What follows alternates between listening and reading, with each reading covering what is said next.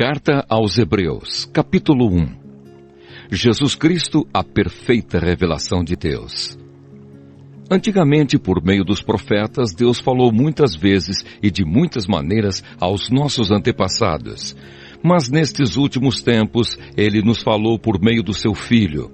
Foi Ele quem Deus escolheu para possuir todas as coisas, e foi por meio dele que Deus criou o universo. O Filho brilha com o brilho da glória de Deus e é a perfeita semelhança do próprio Deus. Ele sustenta o universo com a sua palavra poderosa, e depois de ter purificado os seres humanos dos seus pecados, sentou-se no céu, do lado direito de Deus, o Todo-Poderoso. O Filho e os anjos. Assim Deus fez com que o Filho fosse superior aos anjos e lhe deu um nome que é superior ao nome deles. Pois Deus nunca disse a nenhum dos seus anjos: "Você é o meu filho, hoje eu me tornei o seu pai." E também não disse a respeito de nenhum anjo: "Eu serei o pai dele e ele será o meu filho." Porém, quando Deus enviou ao mundo o seu primeiro filho, ele disse que todos os anjos de Deus o adorem. A respeito dos anjos, Deus disse: "Deus faz com que os seus anjos se tornem ventos e os seus servidores chamas de fogo." Mas a respeito do Filho, ele disse: "O teu reino, ó Deus, vai durar para todo sempre. Tu governarás o teu povo com justiça. Tu amas o bem e odeias o mal. Foi por isso que Deus, o teu Deus, te escolheu e te deu a alegria de receber uma honra muito maior do que a dos teus companheiros." E as Escrituras também dizem: "Tu, Senhor, no começo criaste a terra, e com as tuas próprias mãos fizeste os céus. A terra e o céu vão acabar, mas tu viverás para sempre. Eles ficarão velhos como roupa, tu os dobrarás como se dobra um casaco, e serão trocados como se troca de roupa. Mas tu és sempre o mesmo, e a tua vida não tem fim." Deus nunca disse a nenhum dos seus anjos: "Sente-se do meu lado direito, até que eu ponha os seus inimigos como estrado debaixo dos seus pés." Então, o que são os anjos? Todos eles são espíritos que servem a Deus, os quais Ele envia para ajudar os que vão receber a salvação. Carta aos Hebreus, capítulo 2. A grande salvação. Por isso devemos prestar mais atenção nas verdades que temos ouvido, para não nos desviarmos delas. Não há dúvida de que a mensagem que foi dada por meio dos anjos é verdadeira, e aqueles que não a seguiram nem foram obedientes a ela, receberam o castigo que mereciam. Sendo assim, como é que nós escaparemos do castigo se desprezarmos uma salvação tão grande? Primeiro, o próprio Senhor Jesus anunciou essa salvação, e depois aqueles que a ouviram nos provaram que ela é verdadeira. Ao mesmo tempo, por meio de sinais de poder, maravilhas e muitos tipos de milagres, Deus confirmou o testemunho deles. E de acordo com a sua vontade, distribuiu também os dons do Espírito Santo. Jesus Cristo, o Salvador. Pois Deus não deu aos anjos o poder de governar o mundo novo que está por vir, o mundo do qual estamos falando. Pelo contrário, em alguma parte das Escrituras Sagradas, alguém afirma: "Que é um simples ser humano, ó Deus, para que penses nele? Que é o ser mortal, para que te preocupes com ele? Tu o colocaste por pouco tempo em posição inferior à dos anjos. Tu lhe deste a glória e a honra de um rei, e puseste todas as coisas debaixo do domínio dele."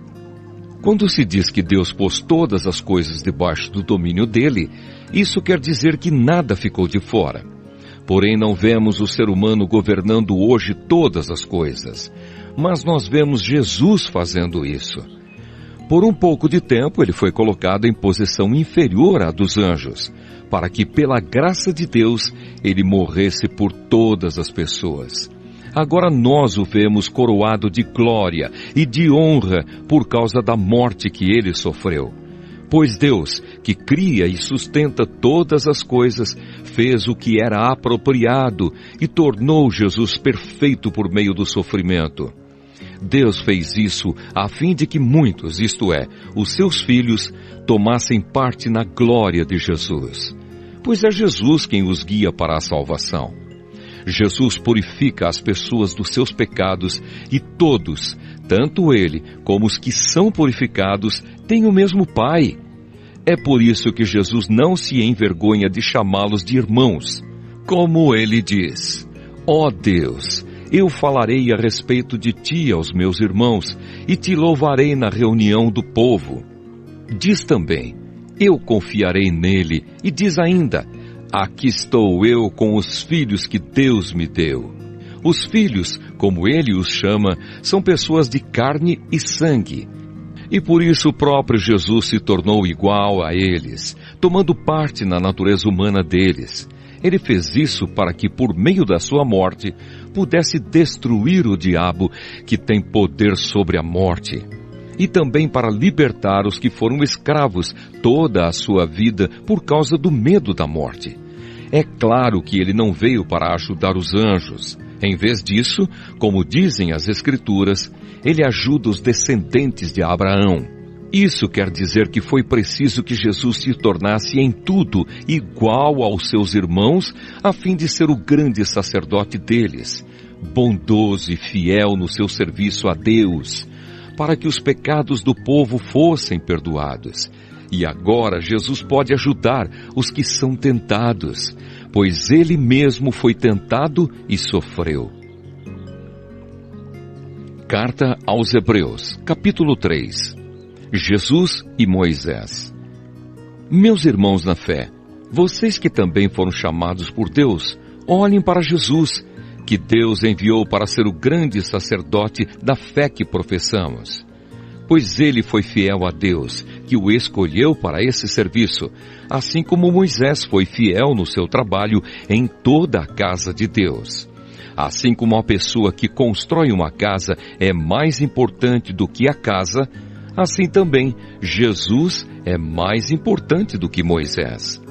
Uma casa tem de ser construída por alguém, mas Deus é o construtor de tudo o que existe. E Moisés foi um servo fiel no seu trabalho na casa de Deus e falou das coisas que Deus ia dizer no futuro. Mas Cristo é fiel como filho que dirige a casa de Deus. E nós seremos a sua casa se conservarmos a nossa coragem e a nossa confiança naquilo que esperamos. O descanso do povo de Deus. Por isso, como diz o Espírito Santo, se hoje vocês ouvirem a voz de Deus, não sejam teimosos como foram os seus antepassados quando se revoltaram contra ele, no dia em que eles o puseram à prova no deserto. Ali os antepassados de vocês me desafiaram e me puseram à prova, embora eles tivessem visto o que eu fiz durante 40 anos. Por isso fiquei irritado com aquela gente e disse: eles são gente de coração perverso e não querem obedecer aos meus mandamentos. Eu fiquei irado e fiz este juramento: eles nunca entrarão na terra prometida, onde eu lhes teria dado descanso. Meus irmãos, cuidado para que nenhum de vocês tenha um coração tão mau e descrente que o leve a se afastar do Deus vivo. Pelo contrário, enquanto esse hoje de que falam as Escrituras Sagradas se aplicar a nós, animem uns aos outros, a fim de que nenhum de vocês se deixe enganar pelo pecado, nem endureça o seu coração. Pois seremos companheiros de Cristo se continuarmos firmes até o fim na confiança que temos tido desde o princípio. É isso o que as Escrituras Sagradas dizem. Se hoje vocês ouvirem a voz de Deus, não sejam teimosos como foram os seus antepassados quando se revoltaram contra ele. Quem foi que ouviu a voz de Deus e se revoltou contra ele? Foram todos os que Moisés tirou do Egito. Com quem foi que Deus se irritou durante 40 anos? Foi com os que pecaram e caíram mortos no deserto. E de quem é que Deus estava falando quando fez este juramento? Eles nunca entrarão na terra prometida, onde eu lhes teria dado descanso. Ele estava falando das pessoas que se revoltaram. Portanto, vemos que elas não puderam entrar na terra prometida porque não tiveram fé. Carta aos Hebreus, capítulo 4. Deus nos deixou a promessa de que podemos receber o descanso de que Ele falou.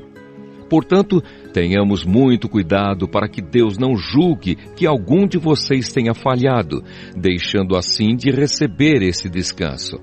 Pois assim como aquelas pessoas ouviram, também nós ouvimos a boa notícia. Elas ouviram a mensagem, porém ela não lhes fez nenhum bem, porque quando a ouviram, não a receberam com fé. Portanto, nós, os que cremos, recebemos o descanso prometido por Deus, como Ele mesmo disse: Eu fiquei irado e fiz este juramento. Eles nunca entrarão na terra prometida, onde eu lhes teria dado descanso.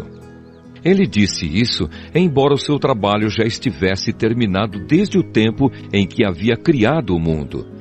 Pois a respeito do sétimo dia, está escrito o seguinte em alguma parte das Escrituras Sagradas: No sétimo dia Deus descansou de todo o trabalho que ele havia feito.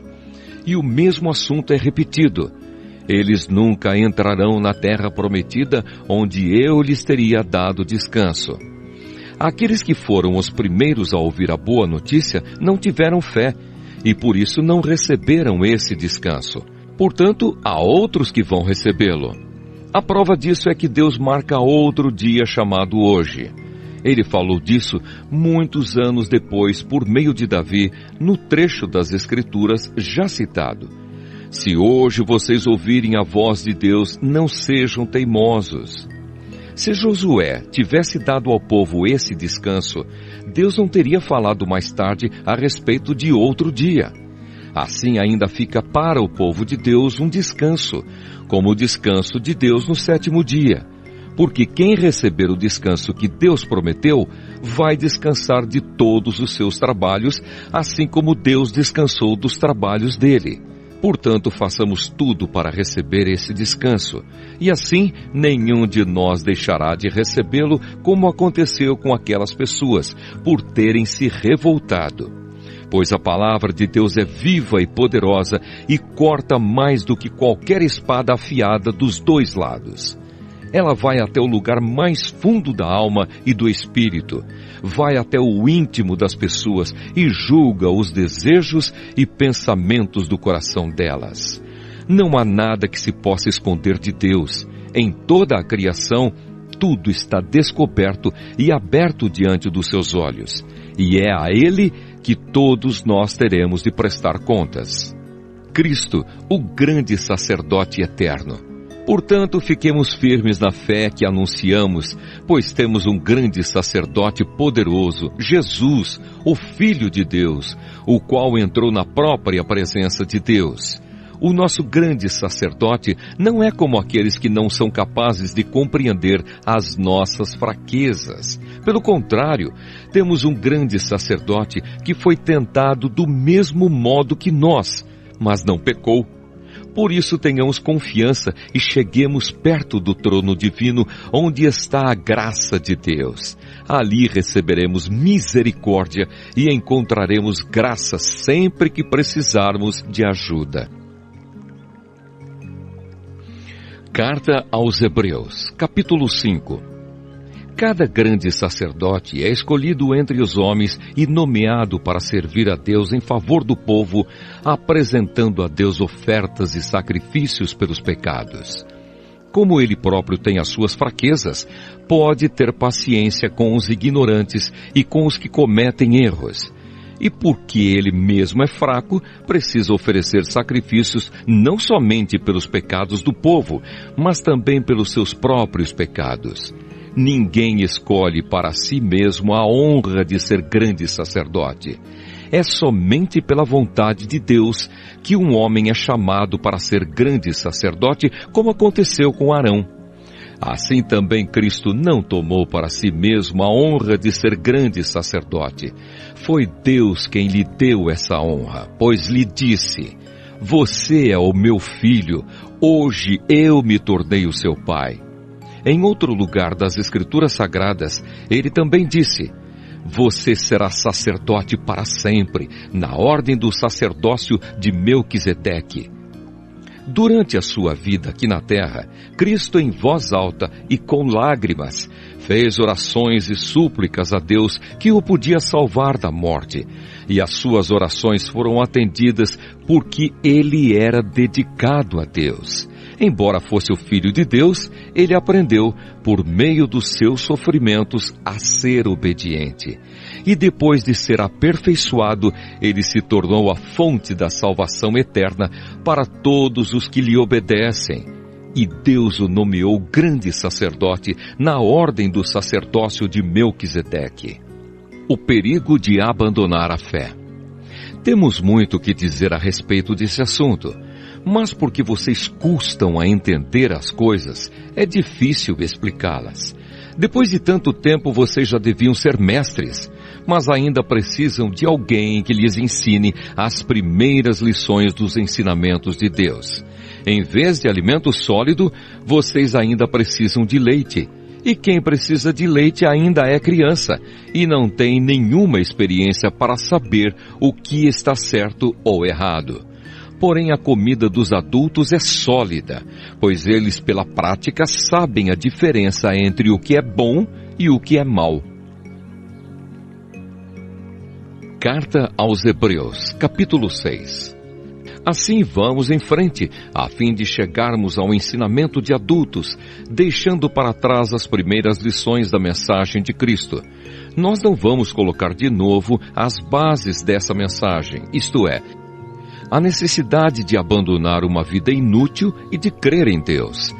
O ensinamento a respeito dos batismos e da cerimônia de pôr as mãos sobre os cristãos e a ressurreição dos mortos e o julgamento eterno. Vamos em frente. E se Deus quiser, é isso o que faremos. Como é que as pessoas que abandonaram a fé podem se arrepender de novo? Elas já estavam na luz de Deus. Já haviam experimentado o dom do céu e recebido a sua parte do Espírito Santo. Já haviam conhecido por experiência que a palavra de Deus é boa e tinham experimentado os poderes do mundo que há de vir. Mas depois abandonaram a fé. É impossível levar essas pessoas a se arrependerem de novo, pois estão crucificando outra vez o Filho de Deus e zombando publicamente dele. Deus abençoa a terra que recebe a chuva, a qual muitas vezes cai sobre ela e produz plantas úteis para aqueles que trabalham nela. Mas a terra que produz mato e espinhos não serve para nada. Ela corre o perigo de ser amaldiçoada por Deus e acaba sendo queimada. Porém, ainda que falemos dessa maneira, meus queridos irmãos, estamos certos de que vocês têm as melhores bênçãos que vêm da salvação. Deus não é injusto. Ele não esquece o trabalho que vocês fizeram, nem o amor que lhe mostraram na ajuda que deram e ainda estão dando aos seus irmãos na fé. O nosso profundo desejo é que cada um de vocês continue com entusiasmo até o fim, para que de fato recebam o que esperam. Não queremos que se tornem preguiçosos, mas que sejam como os que creem e têm paciência, para que assim recebam o que Deus prometeu. A certeza da promessa de Deus. Deus fez a promessa a Abraão e jurou cumpri-la. E como não havia ninguém maior do que ele mesmo, Deus jurou pelo seu próprio nome. Ele disse a Abraão: eu prometo que abençoarei você ricamente e lhe darei muitos descendentes. Abraão teve paciência e por isso recebeu o que Deus havia prometido. Quando alguém jura, usa o nome de uma pessoa que é maior do que ele, e o juramento acaba com qualquer discussão. Deus quis deixar bem claro aos que iam receber o que ele havia prometido, que jamais mudaria a sua decisão. Por isso, junto com a promessa, fez o juramento. Portanto, há duas coisas que não podem ser mudadas, e a respeito delas, Deus não pode mentir. E assim nós, que encontramos segurança nele, nos sentimos muito encorajados a nos manter firmes na esperança que nos foi dada. Essa esperança mantém segura e firme a nossa vida, assim como a âncora mantém seguro o barco. Ela passa pela cortina do templo do céu e entra no lugar santíssimo celestial. Foi lá que, para o nosso bem, Jesus entrou antes de nós. E ele se tornou para sempre o grande sacerdote na ordem do sacerdócio de Melquisedeque. Carta aos Hebreus, capítulo 7. Melquisedeque, rei e sacerdote. Esse Melquisedeque era rei da cidade de Salém e sacerdote do Deus Altíssimo. Quando Abraão estava voltando da batalha em que matou os reis, Melquisedeque foi ao encontro dele e o abençoou. Abraão lhe deu a 10ª parte de tudo o que ele havia tomado dos inimigos na batalha. O nome de Melquisedeque quer dizer, primeiramente, Rei da Justiça. E porque ele era rei de Salém, o seu nome também quer dizer Rei da Paz. Não se conhece o pai, nem a mãe, nem qualquer antepassado de Melquisedeque.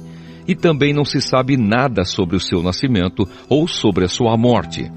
Por ser como o Filho de Deus, ele continua sacerdote para sempre. Vejam como Melquisedeque era grande. Abraão, o patriarca, lhe deu a 10ª parte de tudo o que havia tomado dos inimigos na batalha. Conforme a lei de Moisés, os sacerdotes que são descendentes de Levi têm a obrigação de receber do povo a 10ª parte de tudo. Eles recebem dos seus próprios patrícios, embora estes também sejam descendentes de Abraão. Melquisedeque não era descendente de Levi, mas recebeu a 10ª parte daquilo que Abraão havia tomado na batalha e o abençoou. Sim, abençoou o próprio Abraão, que havia recebido as promessas de Deus. Não há dúvida de que aquele que abençoa é mais importante do que aquele que é abençoado. No caso dos sacerdotes, a 10ª parte é recebida por homens que um dia vão morrer. Mas no caso de Melquisedeque, como dizem as Escrituras Sagradas, a 10ª parte foi recebida por alguém que continua vivo. Portanto, quando Abraão pagou a 10ª parte, Levi, cujos descendentes recebem a 10ª parte, também pagou. Pois Levi não tinha nascido e, por assim dizer, ainda estava no corpo do seu antepassado Abraão, quando este se encontrou com Melquisedeque. A lei que o povo de Israel recebeu se baseava no sacerdócio dos levitas. Ora, se o trabalho dos sacerdotes levitas tivesse sido perfeito, não haveria necessidade de aparecer outro tipo de sacerdote da ordem do sacerdócio de Melquisedeque e não da ordem de Arão.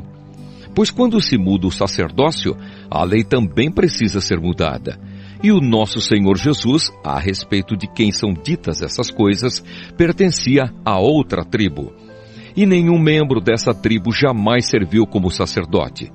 É sabido que, por nascimento, Jesus, o nosso Senhor, pertencia à tribo de Judá. E Moisés não disse nada dessa tribo quando falou a respeito de sacerdotes. Outro sacerdote como Melquisedeque. E tudo isso se torna bem mais claro, pois surgiu um sacerdote diferente, parecido com Melquisedeque. Ele não foi feito sacerdote pelas leis ou regras humanas, porém se tornou sacerdote por meio do poder de uma vida que não tem fim. Porque as Escrituras Sagradas dizem: você será sacerdote para sempre, na ordem do sacerdócio de Melquisedeque. Assim, a regra antiga foi anulada porque era fraca e inútil, pois a lei não podia aperfeiçoar nada. Mas agora Deus nos deu uma esperança melhor, por meio da qual chegamos perto dele. Além disso, há o juramento de Deus. Não houve juramento quando os outros se tornaram sacerdotes. Porém, houve juramento quando Jesus se tornou sacerdote, pois Deus lhe disse: o Senhor jurou e não voltará atrás. Ele disse: você será sacerdote para sempre. Portanto, essa diferença também faz com que Jesus seja a garantia de uma aliança melhor. há ainda outra diferença. Os outros sacerdotes foram muitos porque morriam e não podiam continuar o seu trabalho. Mas Jesus vive para sempre e o seu sacerdócio não passa para ninguém. E por isso ele pode, hoje e sempre, salvar as pessoas que vão a Deus por meio dele. Porque Jesus vive para sempre a fim de pedir a Deus em favor delas. Por isso Jesus é o grande sacerdote de que necessitamos. Ele é perfeito e não tem nenhum pecado ou falha. Ele foi separado dos pecadores e elevado acima dos céus. Ele não é como os outros grandes sacerdotes. Não precisa oferecer sacrifícios todos os dias, primeiro pelos seus próprios pecados e depois pelos pecados do povo. Ele ofereceu um sacrifício uma vez por todas, quando se ofereceu a si mesmo. A lei de Moisés escolheu homens que são imperfeitos para serem grandes sacerdotes, mas pela promessa feita com juramento, a qual veio depois da lei de Moisés, Deus escolhe o Filho que se tornou perfeito para sempre. Carta aos Hebreus, capítulo 8. Jesus, o grande sacerdote da nova aliança. A coisa mais importante de tudo o que estamos dizendo tem a ver com o sacerdote que nós temos. Ele é o grande sacerdote que está sentado no céu, do lado direito do trono de Deus, o Todo-Poderoso. Ele faz o seu serviço no lugar santíssimo, na verdadeira tenda que foi armada pelo Senhor e não por seres humanos. Todo grande sacerdote é escolhido para apresentar a Deus as ofertas e os sacrifícios de animais. E por isso é necessário que o nosso grande sacerdote tenha também alguma coisa para oferecer. Se ele estivesse na terra, não seria sacerdote, pois existem sacerdotes que apresentam as ofertas de acordo com a lei de Moisés. O trabalho que esses sacerdotes fazem é, de fato, somente uma cópia e uma sombra do que está no céu. Foi isso que aconteceu quando Deus falou com Moisés. Quando Moisés estava para construir a tenda, Deus disse: "Tenha cuidado para fazer tudo de acordo com o modelo que eu lhe mostrei no monte." Mas, de fato, Jesus foi encarregado de um serviço sacerdotal que é superior ao dos sacerdotes, pois a aliança que ele conseguiu é melhor porque ela se baseia em promessas de coisas melhores. Pois se a primeira aliança tivesse sido perfeita, não seria necessária uma nova aliança. Mas Deus vê que o seu povo é culpado e diz: "Está chegando o tempo, diz o Senhor, em que farei uma nova aliança com o povo de Israel e com o povo de Judá.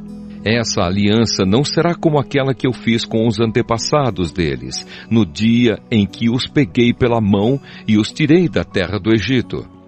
Não foram fiéis à aliança que fiz com eles, e por isso diz o Senhor, eu os desprezei. Quando esse tempo chegar, diz o Senhor, farei com o povo de Israel esta aliança. Eu porei as minhas leis na mente deles e no coração deles as escreverei. Eu serei o Deus deles e eles serão o meu povo.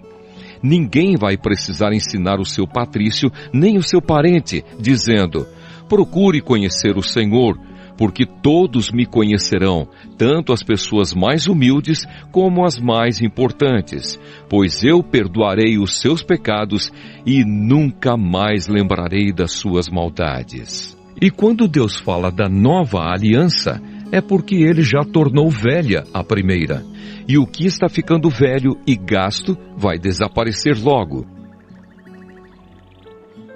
Carta aos Hebreus, capítulo 9. O novo santuário. A primeira aliança tinha leis sobre a adoração e tinha também um santuário construído por seres humanos onde se adorava a Deus. Foi armada uma tenda dividida em duas partes. Na parte da frente, chamado Lugar Santo, ficavam o candelabro e a mesa com os pães oferecidos a Deus. Atrás da segunda cortina ficava a parte que era chamada de Lugar Santíssimo. Ali estava colocado o altar de ouro, onde era queimado o incenso, e também estava colocada a Arca da Aliança, toda coberta de ouro. Dentro da arca estava uma vasilha de ouro com o maná, o bastão de Arão, do qual tinham saído brotos, e as 2 placas de prata com os mandamentos escritos nelas. Em cima da arca, representando a presença divina, estavam os querubins, com as suas asas abertas sobre o lugar onde os pecados eram perdoados. Mas agora não é o momento de explicar os detalhes dessas coisas. Depois de tudo isso ter sido preparado, os sacerdotes entram todos os dias na parte da frente da tenda, que é o lugar santo, para cumprir os seus deveres religiosos. Mas somente o grande sacerdote entra na parte de trás, que é o lugar santíssimo, e isso apenas uma vez por ano. Ele oferece a Deus o sangue de animais em favor de si mesmo e também pelos pecados que o povo cometeu sem saber que estava pecando. Por meio disso tudo, o Espírito Santo nos ensina de modo bem claro que a entrada para o lugar santíssimo ainda não foi aberta enquanto a parte da frente, que é o lugar santo, continuar sendo usada. Isso é um símbolo para hoje. Quer dizer que as ofertas e os sacrifícios de animais oferecidos a Deus não tornam perfeito o coração das pessoas que o adoram. Essas ofertas e sacrifícios têm a ver somente com comida, com bebida e com várias cerimônias de purificação. São regras externas que têm valor somente até que Deus renove todas as coisas. Mas Cristo veio como grande sacerdote das coisas boas que já estão aqui. A tenda em que ele serve é melhor e mais perfeita, e não foi construída por seres humanos, isto é, não é deste mundo. Quando Cristo veio e entrou uma vez por todas no lugar santíssimo, ele não levou consigo sangue de bodes ou de bezerros para oferecer como sacrifício. Pelo contrário, ele ofereceu o seu próprio sangue e conseguiu para nós a salvação eterna. O sangue de bodes e de touros e as cinzas da bezerra queimada são espalhados sobre as pessoas impuras, e elas ficam purificadas por fora. Se isso é assim, imaginem então quanto maior ainda é o poder do sangue de Cristo. Por meio do Espírito Eterno, ele se ofereceu a si mesmo a Deus como sacrifício sem defeito. E o seu sangue nos purifica por dentro, tirando as nossas culpas.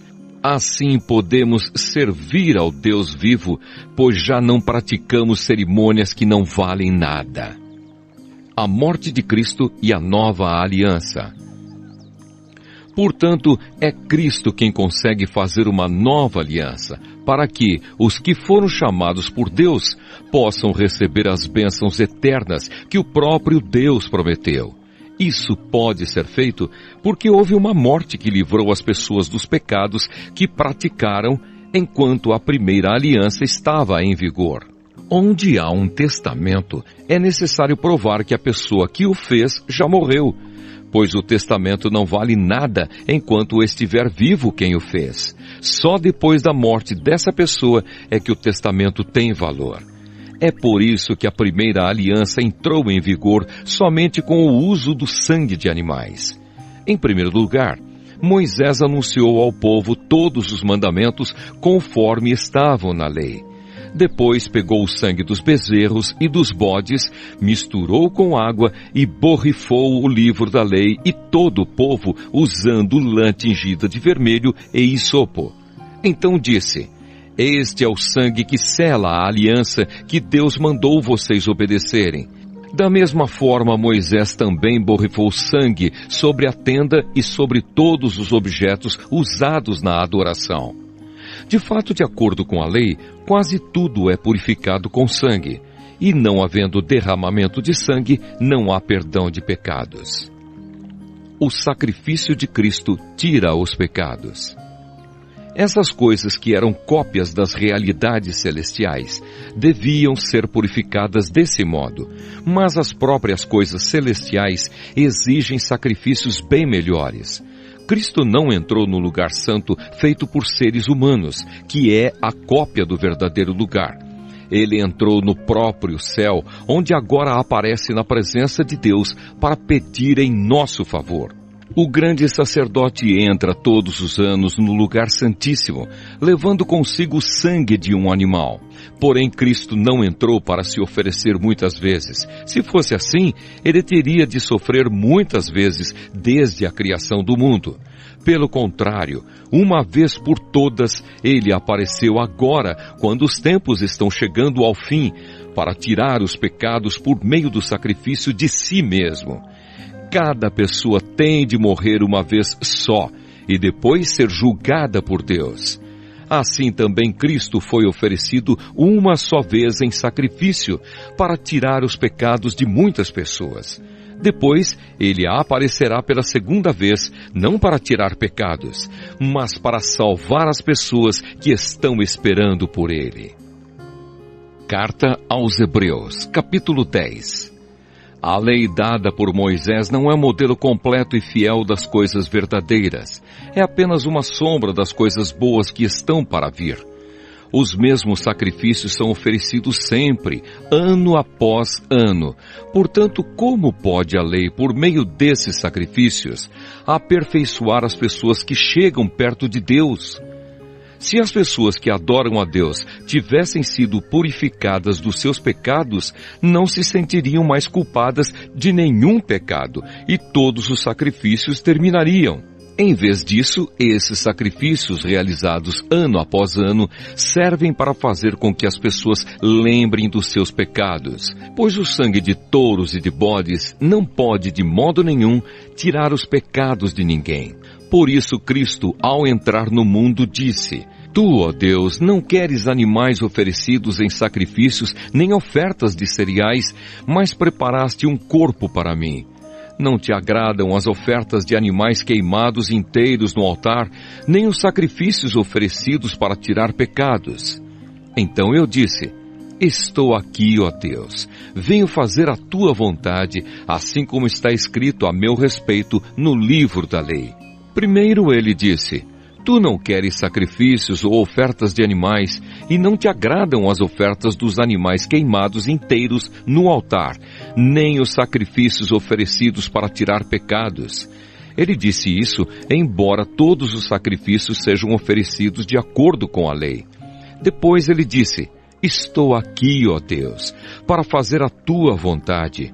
Assim Deus acabou com todos os antigos sacrifícios e pôs no lugar deles o sacrifício de Cristo. E porque Jesus Cristo fez o que Deus quis, nós somos purificados do pecado pela oferta que Ele fez, uma vez por todas, do seu próprio corpo. Todo sacerdote judeu cumpre todos os dias os seus deveres religiosos e oferece muitas vezes os mesmos sacrifícios, mas estes nunca poderão tirar pecados. Porém, Jesus Cristo ofereceu só um sacrifício para tirar pecados, uma oferta que vale para sempre, e depois sentou-se do lado direito de Deus. Ali Jesus está esperando até que Deus ponha os seus inimigos como estrado debaixo dos pés dele. Assim, com um sacrifício só, ele aperfeiçoou para sempre os que são purificados do pecado. E o Espírito Santo também nos dá o seu testemunho sobre isso. Primeiro ele diz: Quando esse tempo chegar, diz o Senhor, eu farei com o povo de Israel esta aliança. Porei as minhas leis no coração deles e na mente deles as escreverei. Depois ele diz: Não lembrarei mais dos seus pecados, nem das suas maldades. Assim, quando os pecados são perdoados, já não há mais necessidade de oferta para tirá-los. Cheguemos perto de Deus. Por isso, irmãos, por causa da morte de Jesus na cruz, nós temos completa liberdade de entrar no lugar santíssimo. Por meio da cortina, isto é, por meio do seu próprio corpo, ele nos abriu um caminho novo e vivo. Nós temos um grande sacerdote para dirigir a casa de Deus. Portanto, cheguemos perto de Deus com um coração sincero e uma fé firme, com a consciência limpa das nossas culpas e com o corpo lavado com água pura.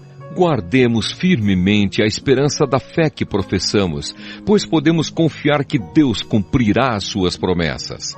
Pensemos uns nos outros a fim de ajudarmos todos a terem mais amor e a fazerem o bem. Não abandonemos, como alguns estão fazendo, o costume de assistir às nossas reuniões.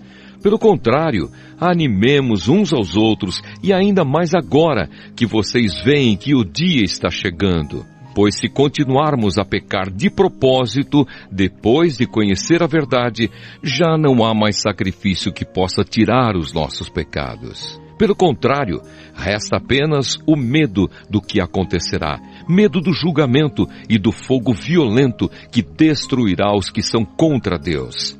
Quem desobedece à lei de Moisés é condenado sem dó à morte, se for julgado culpado depois de ouvido o testemunho de 2 pessoas pelo menos. Então, o que será que vai acontecer com os que desprezam o Filho de Deus e consideram como coisa sem valor o sangue da aliança de Deus que os purificou? E o que acontecerá com quem insulta o Espírito do Deus que o ama? Imaginem como será pior ainda o castigo que essa pessoa vai merecer. Pois sabemos quem foi que disse, eu me vingarei, eu acertarei contas com eles. E quem também disse, o Senhor julgará o seu povo. Que coisa terrível é cair nas mãos do Deus vivo. Lembrem do que aconteceu no passado. Naqueles dias, depois que a luz de Deus os iluminou, vocês sofreram muitas coisas, mas não foram vencidos na luta. Alguns foram insultados e maltratados publicamente, e em outras ocasiões vocês estavam prontos para tomar parte no sofrimento dos que foram tratados assim. Vocês participaram do sofrimento dos prisioneiros, e quando tudo o que vocês tinham foi tirado, vocês suportaram isso com alegria, porque sabiam que possuíam uma coisa muito melhor, que dura para sempre. Portanto, não percam a coragem, pois ela traz uma grande recompensa. Vocês precisam ter paciência para poder fazer a vontade de Deus e receber o que Ele promete. Pois como ele diz nas Escrituras Sagradas, um pouco mais de tempo, um pouco mesmo, e virá aquele que tem de vir, ele não vai demorar. E todos aqueles que eu aceito terão fé em mim e viverão. Mas se uma pessoa voltar atrás, eu não ficarei contente com ela. Nós não somos gente que volta atrás e se perde. Pelo contrário, temos fé e somos salvos. Carta aos Hebreus, capítulo 11. Heróis da fé. A fé é a certeza de que vamos receber as coisas que esperamos e a prova de que existem coisas que não podemos ver. Foi pela fé que as pessoas do passado conseguiram a aprovação de Deus. E pela fé que entendemos que o universo foi criado pela palavra de Deus e que aquilo que pode ser visto foi feito daquilo que não se vê. Foi pela fé que Abel ofereceu a Deus um sacrifício melhor do que o do Caim.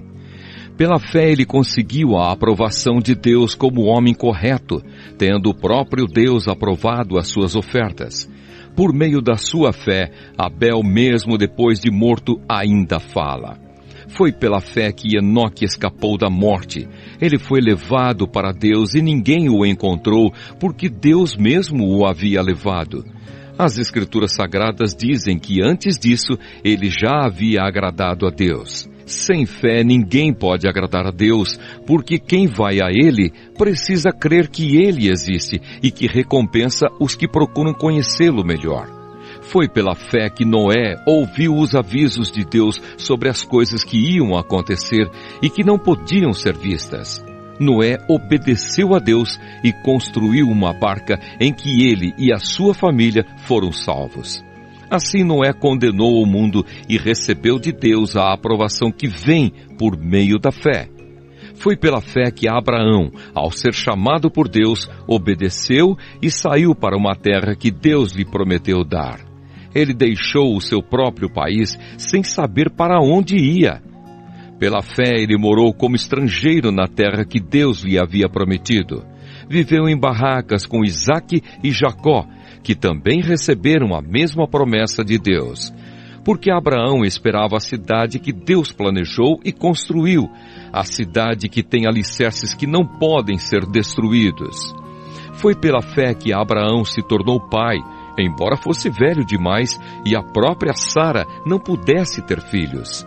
Ele creu que Deus ia cumprir a sua promessa.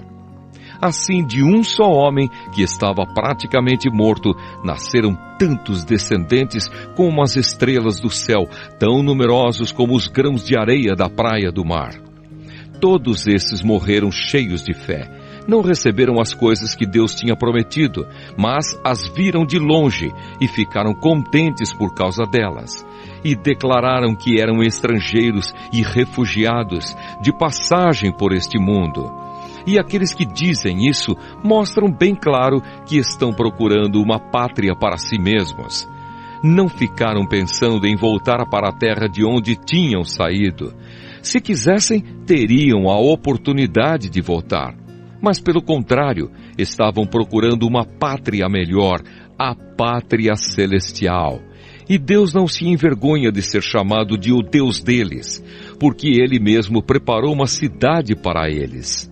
Foi pela fé que Abraão, quando Deus o quis pôr à prova, ofereceu o seu filho Isaque em sacrifício.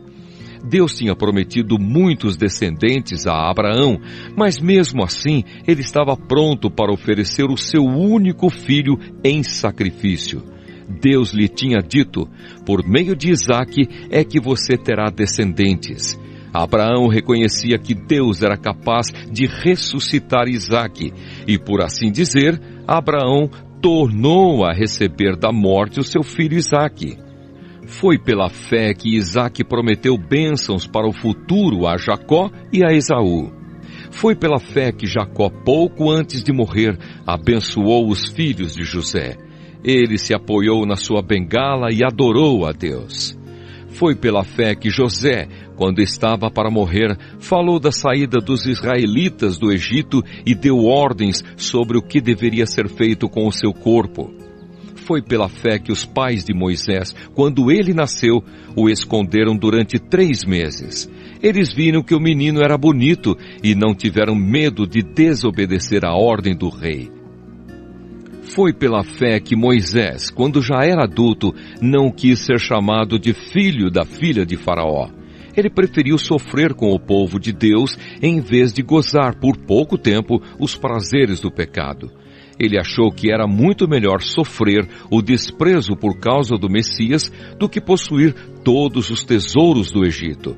É que ele tinha os olhos fixos na recompensa futura. Foi pela fé que Moisés saiu do Egito sem ter medo da raiva do rei e continuou firme, como se estivesse vendo Deus invisível.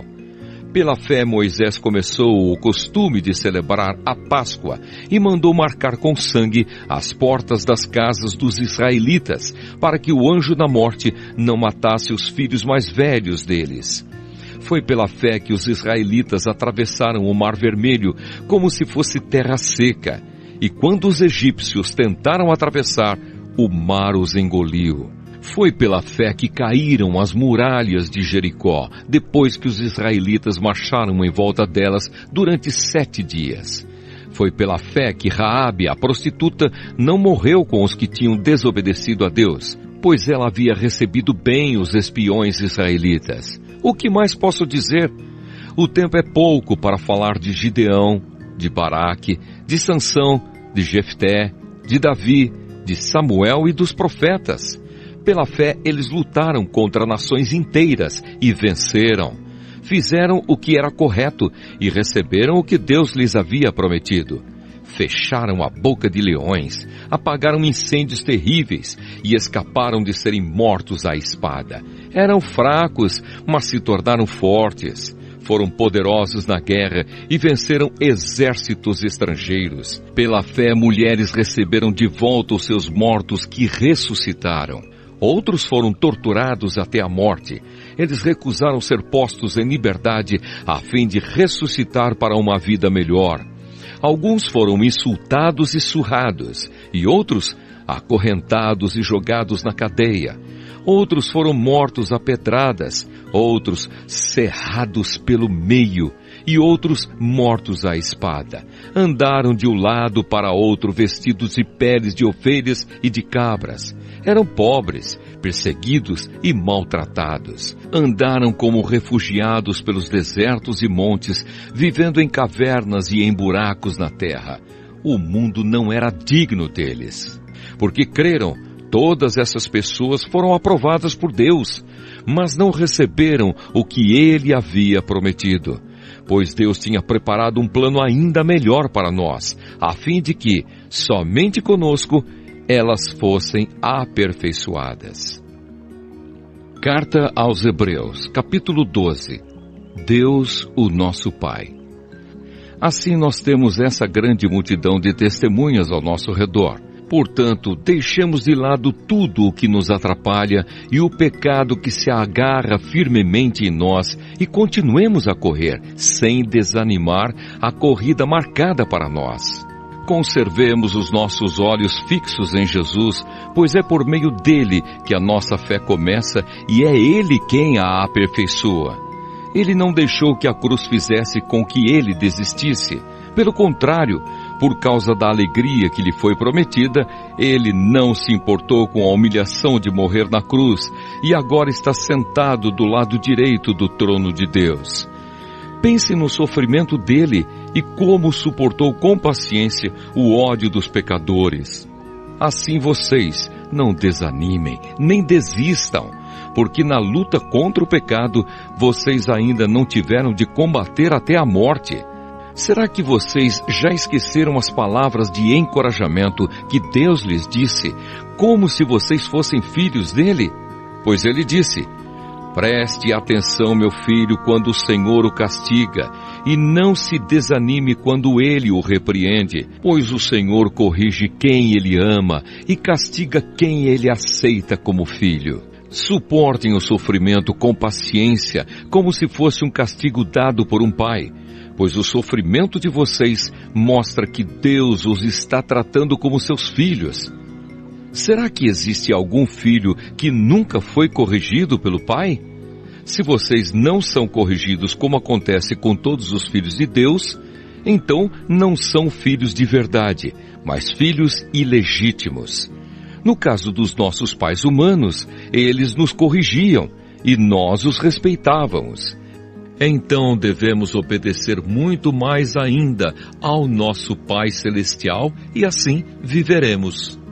Os nossos pais humanos nos corrigiam durante pouco tempo, pois achavam que isso era certo. Mas Deus nos corrige para o nosso próprio bem, para que participemos da sua santidade. Quando somos corrigidos, isso no momento nos parece motivo de tristeza e não de alegria. Porém, mais tarde, os que foram corrigidos recebem como recompensa uma vida correta e de paz. Conselhos e avisos. Portanto, levantem as suas mãos cansadas e fortaleçam os seus joelhos enfraquecidos. Andem por caminhos aplanados para que o pé aleijado não manque, mas seja curado. Procurem ter paz com todos e se esforcem para viver uma vida completamente dedicada ao Senhor, pois sem isso ninguém o verá. Tomem cuidado para que ninguém abandone a graça de Deus.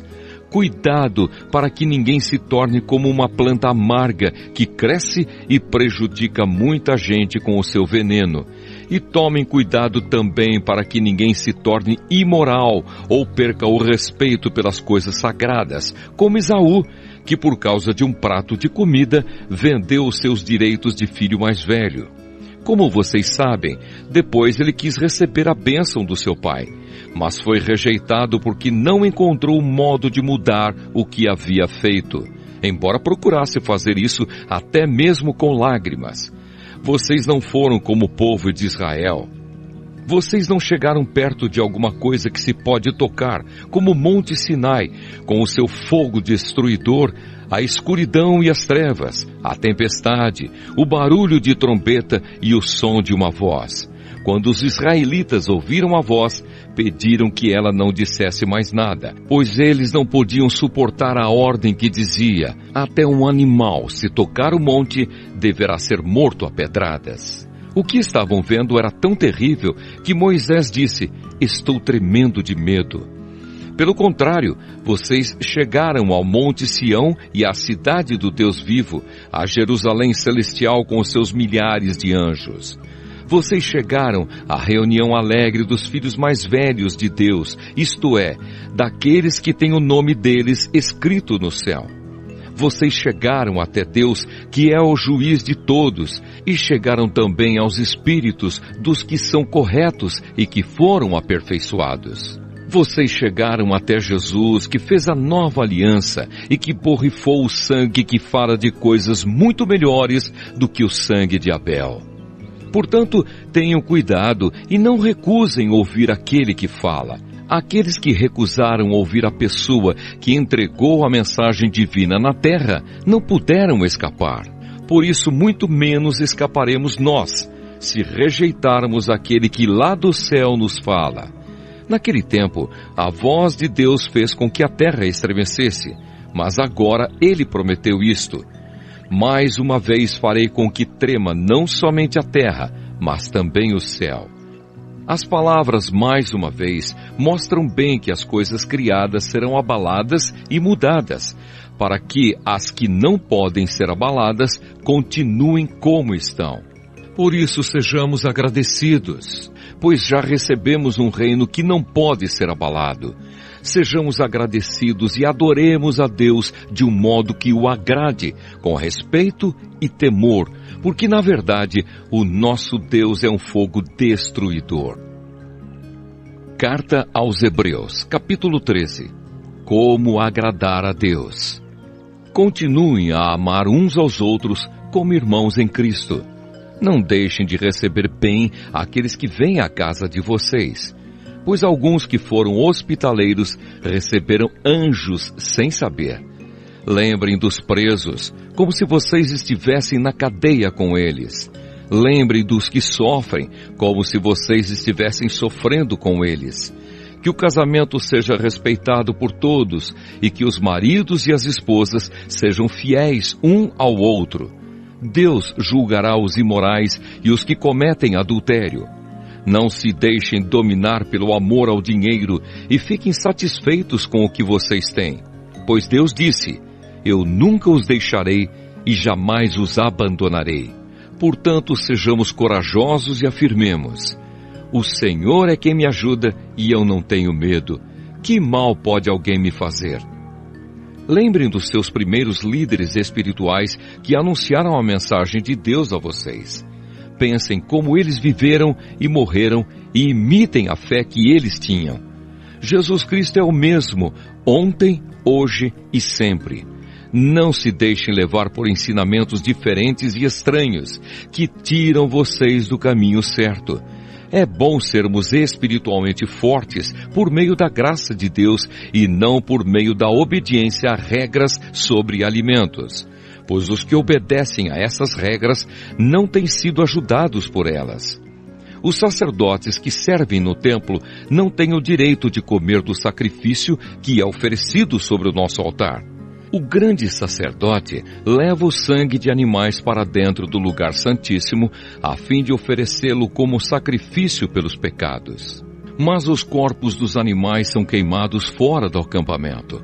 Por isso Jesus também morreu fora da cidade de Jerusalém, para com o seu próprio sangue purificar o povo dos seus pecados. Portanto, vamos para perto de Jesus, fora do acampamento, e soframos a mesma desonra que ele sofreu, porque neste mundo não temos nenhuma cidade que dure para sempre. Pelo contrário, procuramos a cidade que virá depois. Por isso, por meio de Jesus Cristo, ofereçamos sempre louvor a Deus. Esse louvor é o sacrifício que apresentamos, a oferta que é dada por lábios que confessam a sua fé nele. Não deixem de fazer o bem e de ajudar uns aos outros, pois são esses os sacrifícios que agradam a Deus. obedeçam aos seus líderes e sigam as suas ordens, pois eles cuidam sempre das necessidades espirituais de vocês, porque sabem que vão prestar contas disso a Deus.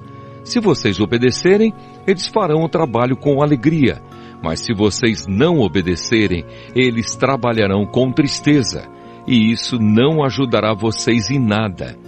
Continuem a orar por nós. Temos certeza de que a nossa consciência está limpa, pois sempre queremos fazer o que é correto. E peço a vocês de modo todo especial que orem para que Deus me mande de volta a vocês o mais depressa possível. Uma oração. Deus ressuscitou o nosso Senhor Jesus, que por causa da sua morte na cruz é o grande pastor do rebanho, e é por meio do sangue de Jesus que a aliança eterna é selada. Que o Deus de paz lhes dê tudo de bom que vocês precisam para fazer a sua vontade, e que Ele, por meio de Jesus Cristo, faça em nós tudo o que lhe agrada. E a Cristo seja dada a glória para todos sempre. Amém. Saudações. Meus irmãos, peço que escutem com paciência essas palavras de ânimo, pois esta carta que escrevi não é muito longa. Quero que saibam que o nosso irmão Timóteo já saiu da cadeia. Se ele vier logo, eu o levarei comigo quando for ver vocês. Saudações a todos os líderes da igreja daí e a todo o povo de Deus. Os irmãos da Itália também mandam saudações a vocês. Bênção. Que a graça de Deus esteja com todos vocês.